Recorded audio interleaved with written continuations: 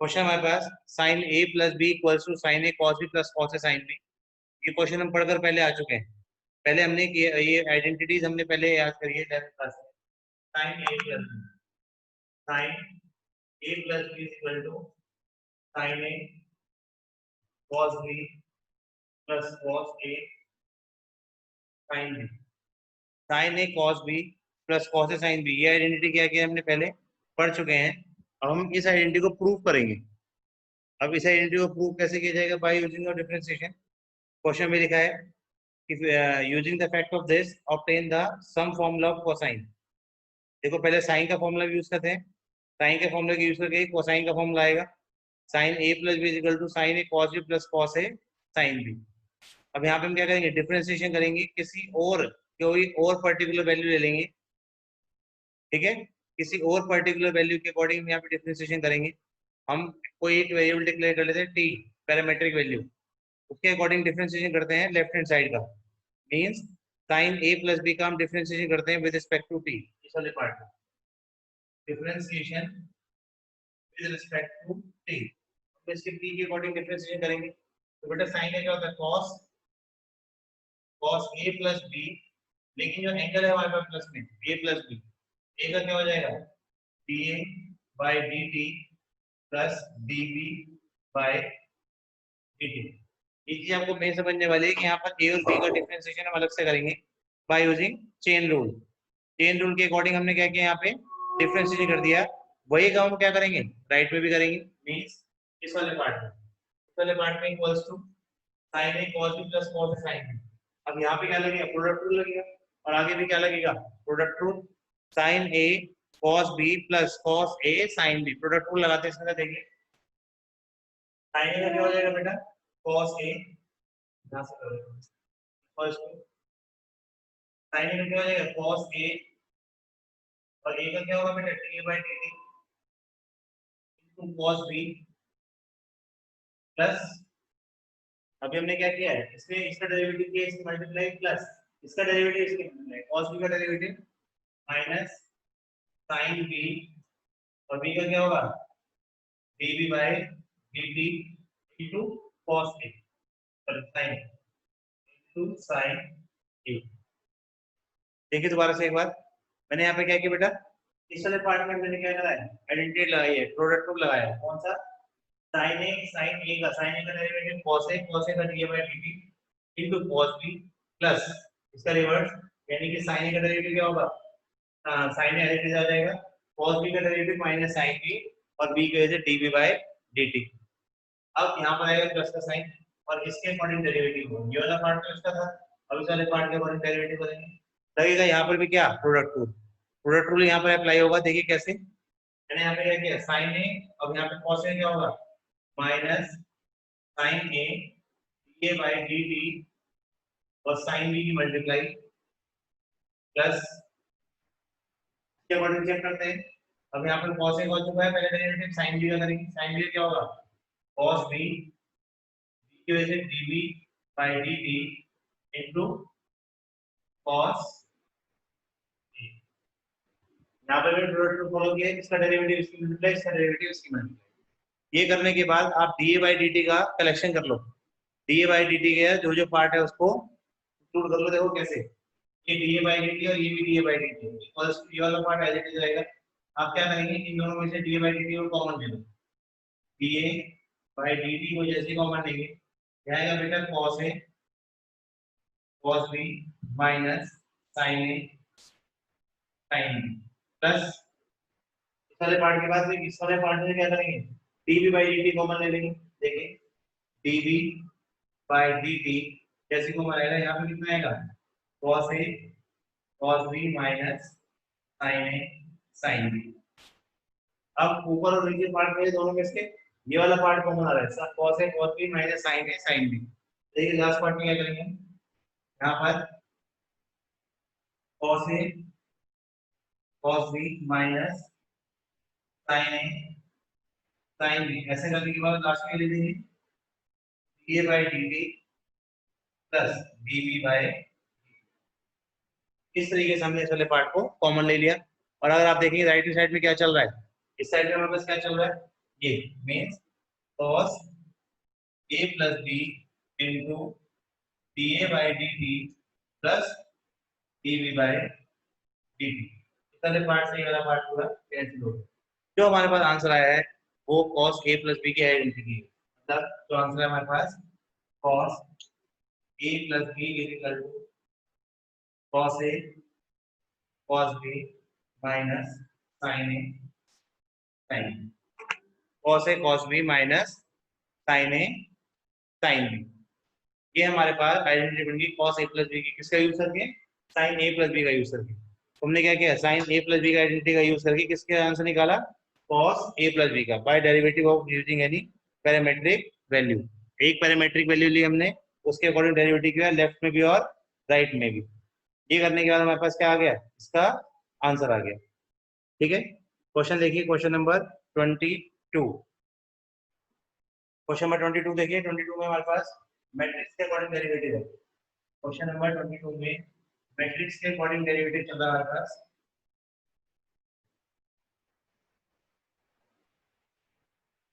Now listen, question है हमारे पास matrix की फॉर्म में, और मैट्रिक्स की फॉर्म में हम उसका फिर डेरिवेटिव भी करेंगे। y is equal to y equals to fx। fx यहाँ पर एक फंक्शन है, gx hx। fx gx and hx, ये हमारे पास फर्स्ट रो है। उसके बाद नीचे हमारे पास जो वैल्यूज है l m n a b c, l m n a b और c। तो ये हमें दे रखा है पूरा का पूरा मैट्रिक्स फॉर्मेट, और प्रूव करना है dy by dx is equal to f dash x f g x f dash g dash x h dash x l m n a b c। देखिए, जब भी हम मैट्रिक्स पार्ट का derivative करते हैं तो उसका डेरिवेटिव करने का तरीका क्या होता है? डिफरेंशिएशन करेंगे विद रिस्पेक्ट टू x, और ईच एंड एवरी, पहले हम ईच रो का डिफरेंशिएशन करते हैं, उनको प्लस कर देते हैं। मैट्रिक्स में डिफरेंशिएशन का तरीका होता है हमारे पास कि हम यहाँ पर हर एक पार्ट में हर एक रो का क्या करते हैं? मैट्रिक्स का डिफरेंशिएशन करते हैं, एलिमेंट्स का, और प्लस करते चले जाते हैं। देखिए यहाँ पे तो ये बेटा differentiate with respect to dy by dx equals to, सबसे पहले फर्स्ट रो का डेरिवेटिव होगा। फर्स्ट रो का डेरिवेटिव मतलब f डैश x dx और h डैश x और h डैश x। डैश का मतलब तो समझ रहे होंगे, सब समझ रहे होंगे यहाँ पे कि यहाँ पे जो डैश है वो किसको रिप्रेजेंट कर रहा है? डेरिवेटिव को। और यहाँ पर क्या आ जाएगा? Element abc, l m n a b n c, plus का साइन लगेगा। अभी हमने फर्स्ट रो का डेरिवेटिव किया है, फर्स्ट रो के बाद क्या करेंगे? सेकंड रो का डेरिवेटिव करेंगे। और सेकंड रो में अगर आप देखेंगे तो तीनों में क्या है? तीनों ही हमारे पास एक वेरिएबल का फॉर्मेट है, तीनों ही हमारे पास एक कांस्टेंट। मतलब ऊपर जो पार्ट है आपका f dash x g x, और ये तो सेम ही रहेगा, fx dx and hx। लेकिन जो नीचे के पार्ट है l m n, second part में तीनों ही कांस्टेंट वैल्यू है, और कांस्टेंट वैल्यू का डेरिवेटिव 0 0 0। क्या करेंगे हमारे पास? a b n, इस तरीके से मैंने आपको बताया। फर्स्ट पार्ट के अंदर फर्स्ट रो का डेरिवेटिव, सेकंड पार्ट के अंदर सेकंड रो का डेरिवेटिव, प्लस थर्ड पार्ट के अंदर थर्ड रो का डेरिवेटिव। देखिए कैसे, प्लस पहले पार्ट में कुछ नहीं होगा, fx dx and hx, क्या रहेगा हमारे पास? fx ds and hx, और इसके अंदर क्या होगा? abc का डेरिवेटिव करेंगे। इट मींस यहाँ पर तो आपको एलिमेंट नहीं आएगा, l m n, और यहाँ पे आएगा 0 0। ठीक, अब इसके अकॉर्डिंग अगर हम इनको ऐड करते हैं, डेरिवेटिव के इस वाले पार्ट को अगर हम ऐड करेंगे तो हमारे पास आंसर वही बनेगा, क्या? f dash x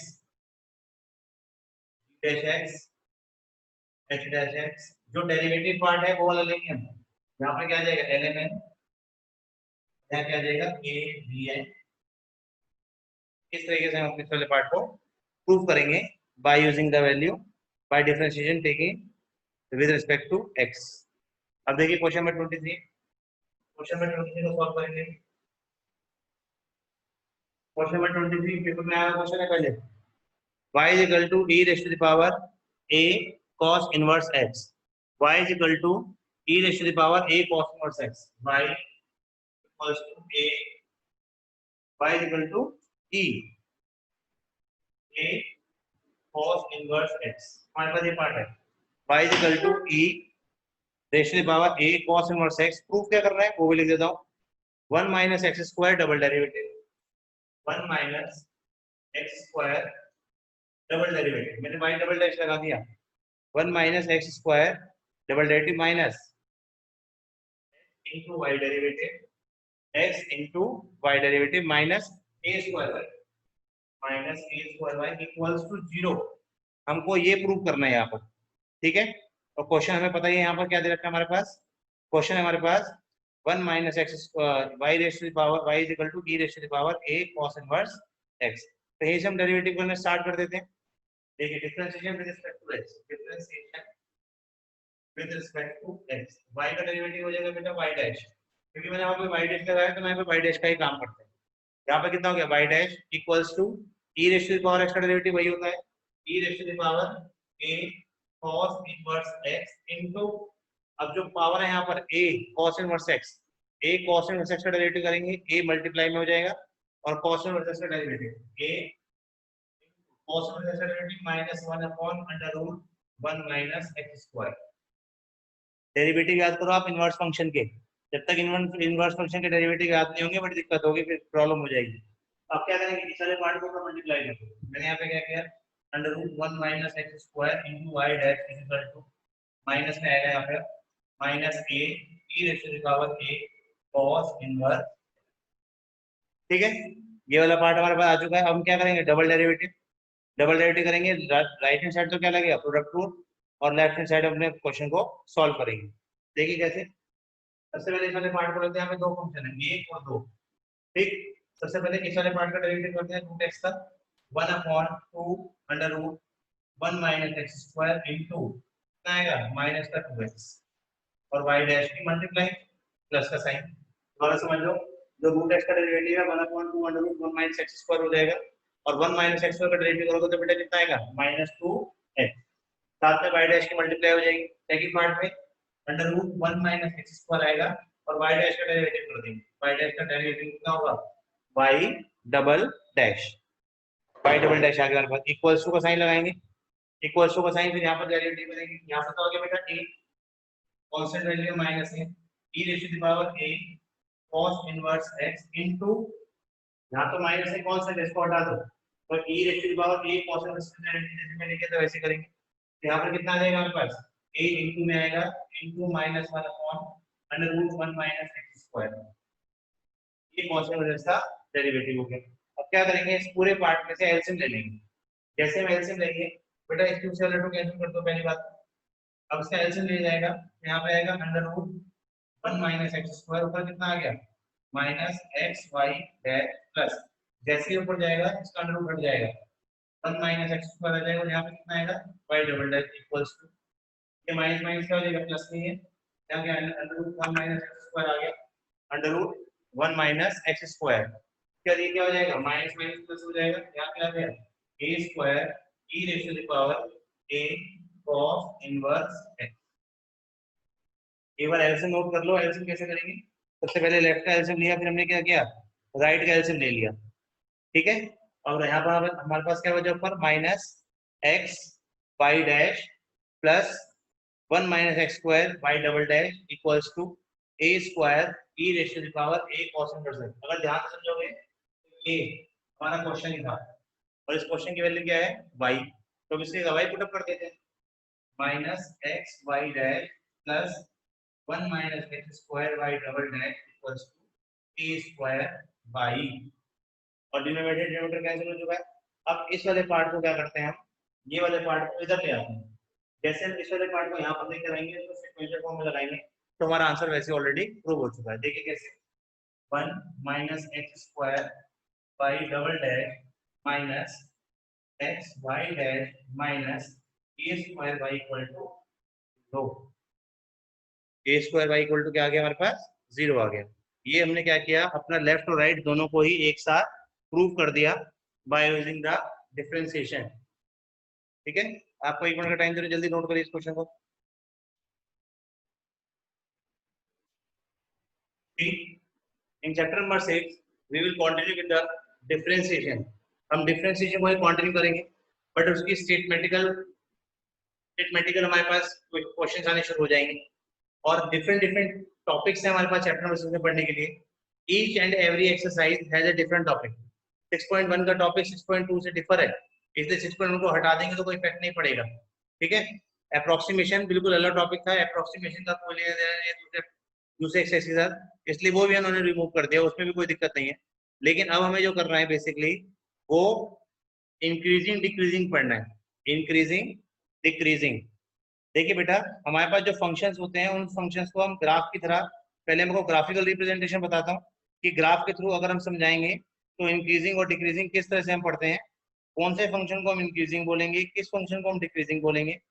देखिए इधर सबसे पहले हमारे पास जो भी फंक्शन होता है वो 4 टाइप्स का होता है। अगर हम बात करते हैं फंक्शन 4 टाइप्स का, फर्स्ट इंक्रीजिंग फंक्शन,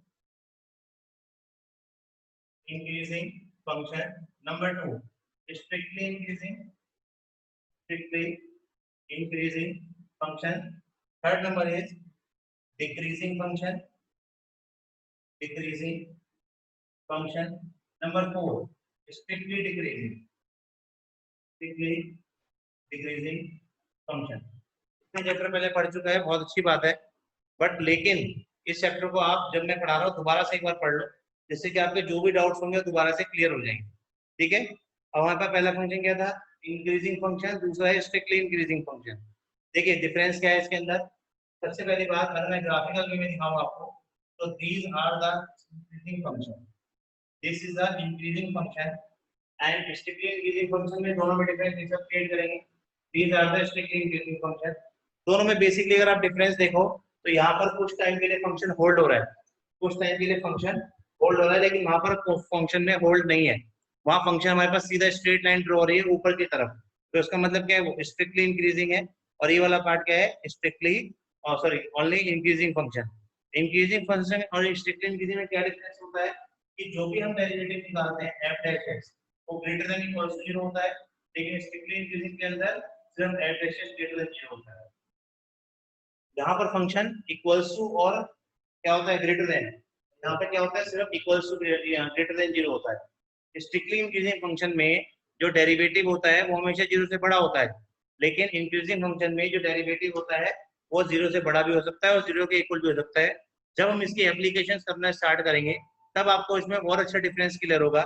उसके बाद है बेटा डिक्रीजिंग फंक्शन। डिक्रीजिंग फंक्शन देखिए कैसे बनता है। डिक्रीजिंग फंक्शन के लिए हम क्या करेंगे, ऊपर से नीचे आता है होल्ड लेता हुआ, होल्ड मतलब जिसमें वैल्यू 0 हो जाती है।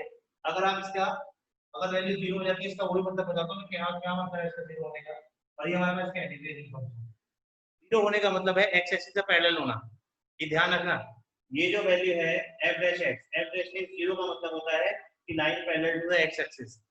एफ डैश एक्स का मतलब क्या होता है, f dash x is equal to 0, तो 0 का मतलब होता है कि लाइन हमारे एक्स एक्सिस के पैरेलल हो गई है। डिक्रीजिंग फंक्शन की बात करते हैं तो डिक्रीजिंग फंक्शन में एफ डैश एक्स अगर हम बात करते हैं f dash x less than equal to 0 होता है, लेकिन इसके अंदर क्या होता है सिर्फ एफ डैश एक्स सिर्फ लेस देन 0 होता है। दो पार्ट है हमारे पास, स्ट्रिक्टली इंक्रीजिंग और स्ट्रिक्टली डिक्रीजिंग। स्ट्रिक्टली इंक्रीजिंग में हमने क्या पढ़ा कि हमारे पास जो फंक्शन है स्ट्रिक्टली इंक्रीजिंग में वो ग्रेटर देन इक्वल टू 0 है, और जो हमारे पास सिर्फ इंक्रीजिंग फंक्शन है स्ट्रिक्टली इंक्रीजिंग, इसमें ग्रेटर देन 0, इसमें ग्रेटर देन इक्वल टू 0, इसमें लेस देन इक्वल टू 0 और इसमें लेस देन 0। ये चार तरह के फंक्शन होते हैं हमारे पास, strictly increasing, strictly decreasing and increasing decreasing. ठीक है। आई थिंक आपको यहाँ तक तो समझ में आ गया होगा। अब इसके जब एप्लीकेशन करना स्टार्ट करेंगे हम तो उसके अंदर हम अपने क्वेश्चंस को सॉल्व भी करेंगे और वैल्यू भी बताएंगे कहाँ पे स्ट्रिक्टली इंक्रीजिंग है, कहाँ पे स्ट्रिक्टली डिक्रीजिंग है, किसको हम स्ट्रिक्टली इंक्रीजिंग बोल रहे हैं, किसको नहीं बोल रहे हैं। ठीक है। और एक एक टाइप का और समझ लो फंक्शन हमारे पास क्या होता है, इसके अंदर होता है function neither increasing nor decreasing, तो हम बोलते हैं नाइदर इंक्रीजिंग नॉर डिक्रीजिंग। उसका ग्राफ देखिए कैसे बनता है, उसका ग्राफ कर्व टाइप होता है, एक बार स्लोप ऊपर और एक बार स्लोप नीचे, एक बार स्लोप ऊपर और एक बार स्लोप नीचे। देखिए यहाँ पर आएगा, इस तरीके के जो ग्राफ होते हैं इसे बोलते हैं neither increasing nor decreasing, neither increasing nor decreasing. इस तरह के फंक्शन है, आपका 5 टाइप से ग्राफ होगा यहाँ पे, strictly increasing, strictly decreasing, increasing decreasing, neither increasing and not decreasing. अब इसकी एप्लीकेशन करना स्टार्ट करते हैं बेटा। किस तरीके से हम क्वेश्चन को अटेम्प्ट करेंगे। अगर हमारे पास क्वेश्चन आ जाएगा स्ट्रिक्टली इंक्रीजिंग का, स्ट्रिक्टली डिक्रीजिंग का, बेसिकली इसके अंदर इंटरवल्स पूछता है वो हमसे। इंटरवल्स का मतलब होता है कि बताओ कि कहाँ पर फंक्शन हमारा इंक्रीजिंग है और कहाँ पर हमारा फंक्शन डिक्रीजिंग है। Now we will start with the exercise 6.2। ध्यान से देखेंगे सर इधर।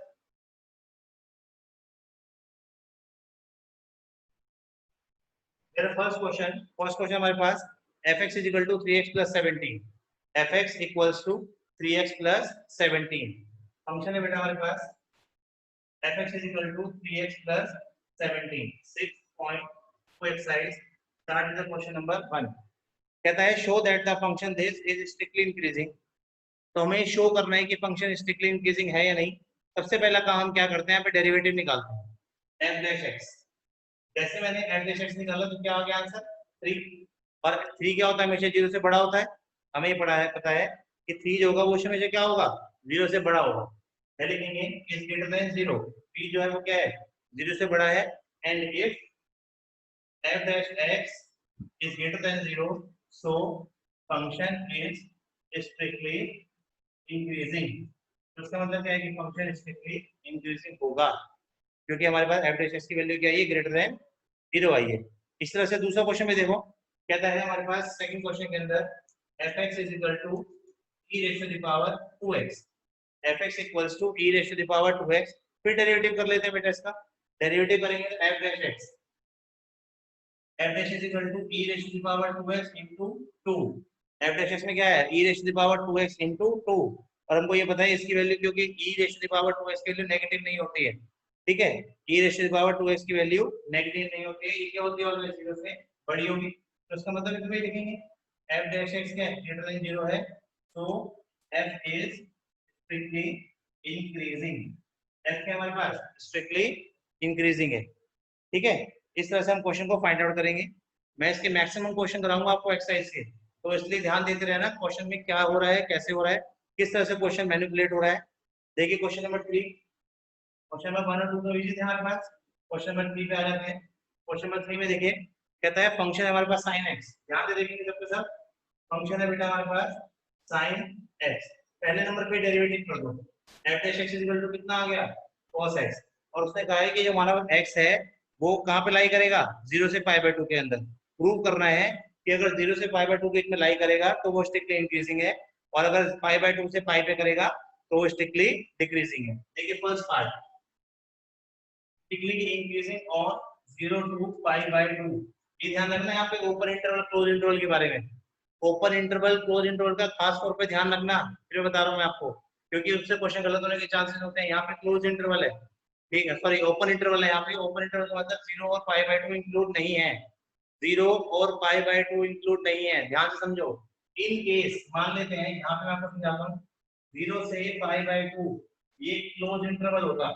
लेट सपोज मान लेते हैं कि क्लोज इंटरवल होगा, तो cos x के अंदर जैसे ही पाई बाय 2 चला जाता है, जैसे ही cos x के अंदर पाई बाय 2 जाता है, हमारा आंसर 0 आ जाता है।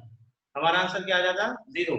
तो उस केस में f dash x की वैल्यू क्या आ जाती, 0 आती नहीं आती। यानी कि उस केस में हमारे पास f dash x greater than equal to 0 हो जाता है। बेटा दोबारा समझ लो, मैं फिर समझा रहा हूँ आपको, गलती मत करना। अगर मैंने यहाँ पर क्लोज इंटरवल होगा तो हम यहाँ पर x की value pi by 2 put up कर सकते हैं। जैसे यहाँ पर पाई बाय 2 पुट अप करते हैं तो cos 90 की वैल्यू क्या होती है, 0। cos 90 की वैल्यू जैसे 0 हो जाती है, f dash x की वैल्यू 0 से बड़ी हो जाती है। तो इस केस में ये हो जाता है इंक्रीजिंग, ये हो जाता है सिर्फ इंक्रीजिंग, क्योंकि यहाँ पे ग्रेटर देन इक्वल 0 है। यहाँ पर हमारे पास क्या, ओपन इंटरवल। ओपन इंटरवल में ना 0 इंक्लूड है ना पाई बाय 2 इंक्लूड है, ना यहाँ पे 0 इंक्लूड है ना यहाँ पे पाई बाय 2 इंक्लूड है। तो आप पाई बाय 2 तो पुट अप कर ही सकते हैं ना आप 0 पुट अप कर सकते हो। तो हमारा आंसर 0 से 1 के बीच में आएगा, और 0 से 1 के बीच में आंसर हमेशा क्या होता है, पॉजिटिव होता है, यानी ग्रेटर देन 0। इसका मतलब क्या है, if x belongs to 0 to pi by 2 so f dash x equals to cos x greater than 0। if f dash x greater than 0 so function is strictly increasing। Function क्या होगा, strictly increasing हो जाएगा। इसलिए हमने वहां पे ऊपर close interval को इग्नोर किया है और ओपन इंटरवल को हमारे पास क्वेश्चन के अकॉर्डिंग दे रखा है। इसी का सेकंड पार्ट है पाई बाय 2 से पाई। मैं यहीं पे करूंगा ये वाला पार्ट, पाई बाय 2 से पाई। सेकंड पार्ट है हमारे पास स्ट्रिक्टली डिक्रीजिंग ऑन 5/2 to 5 और ये हमारे पास क्या है क्लोज ऊपर इंटरवल यानी ना पाई/2 इंक्लूड है ना पाई इंक्लूड है लेकिन है कौन सा क्वाड्रेंट सेकंड क्वाड्रेंट और यहाँ पर सेकंड क्वाड्रेंट है इसका मतलब क्या है x बिलोंग करता है हमारा 5/2 से 5 के बीच में तो f dash x equals to कितना है हमारे पास cos x हो जाएगा 0 लेस देन 0 क्यों हो जाएगा लेस देन 0 क्योंकि सेकंड क्वाड्रेंट के अंदर cos की वैल्यू नेगेटिव होती है सीधी सी बात है cos x के अंदर x की वैल्यू क्या होती है बेटा नेगेटिव होती है तो इसका मतलब ये हमारा आंसर क्या आ जाएगा माइनस में आ जाएगा तो जो हमारा आंसर माइनस में आ गया इसका मतलब क्या है f डैश x यानी तो if f dash x is less than 0 so function is decreasing so the function is strictly decreasing इस केस में हमारा फंक्शन क्या हो जाएगा strictly decreasing हो जाएगा ठीक है this is the question number 3 question number 3 I think आपको बहुत अच्छी तरह समझ में आ गया होगा किस तरह से क्वेश्चन कर रहे हैं क्या कर रहे हैं अब देखिए क्वेश्चन नंबर 4 यहाँ से हमारे क्वेश्चन स्टार्ट होंगे यहाँ से हमारे क्वेश्चन स्टार्ट होंगे और हम क्या करेंगे यहाँ पे इंटरवल्स फाइंड आउट करेंगे स्ट्रिक्टली इंक्रीजिंग और स्ट्रिक्टली डिक्रीजिंग का देखिए कैसे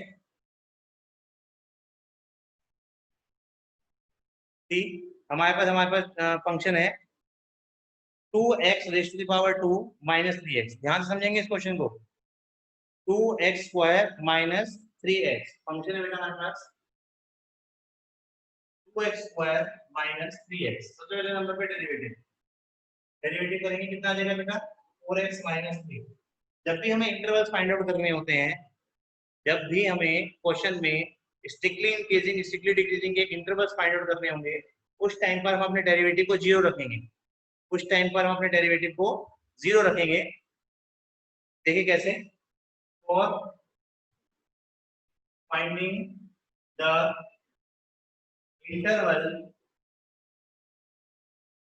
put f dash x equals to 0 अपने इंटरवल्स को फाइंड आउट करने के लिए हम f dash x को 0 रखेंगे क्या लिखेंगे 4x minus 3 equals to 0 then x will be 3/4 x की वैल्यू क्या आ गई बेटा 3/4 आ गई अब क्या करेंगे एक लंबा लाइन ड्रॉ करेंगे यहाँ लिखेंगे 3/4 यहाँ पर आता है बेटा माइनस इंफिनिटी और यहाँ आता है प्लस इंफिनिटी फिर बताया था मैं आपको बीच में हमारे पास क्या आ गया 3/4 के लेफ्ट में क्या आ गया माइनस इंफिनिटी और राइट में आ गया प्लस इंफिनिटी अब हमारे पास जो राइट में इधर उधर प्लस माइनस इंफिनिटी है किस लिए लगाया मैंने अपने इंटरवल्स को क्रिएट करने के लिए अब हमारे पास लाइन यहाँ पे क्लियर बना लेंगे यहाँ लिखेंगे इंटरवल है हमारा पहला -π/2 से 3π/4 और 3π/4 से माइनस इंफिनिटी से 3/4 एंड 3/4 से प्लस इंफिनिटी ठीक ये करने के बाद क्या क्या करेंगे दो हमारे पास इंटरवल आ चुके हैं माइनस इंफिनिटी से 3/4 और 3/4 से प्लस इंफिनिटी फिर बता रहा हूँ ये ओपन इंटरवल है क्लोज नहीं है क्लोज इंटरवल नहीं है ये ओपन है अगर ये क्लोज इंटरवल हो जाएंगे तो क्वेश्चन गलत हो जाएगा क्योंकि अगर आप 3/4 में इंक्लूड कर लोगे तो उसमें तो आंसर 0 आएगा ही आएगा और हमें बताना है स्ट्रिक्टली इंक्रीजिंग स्ट्रिक्टली डिक्रीजिंग तो यहाँ लगाएंगे बेटा f dash x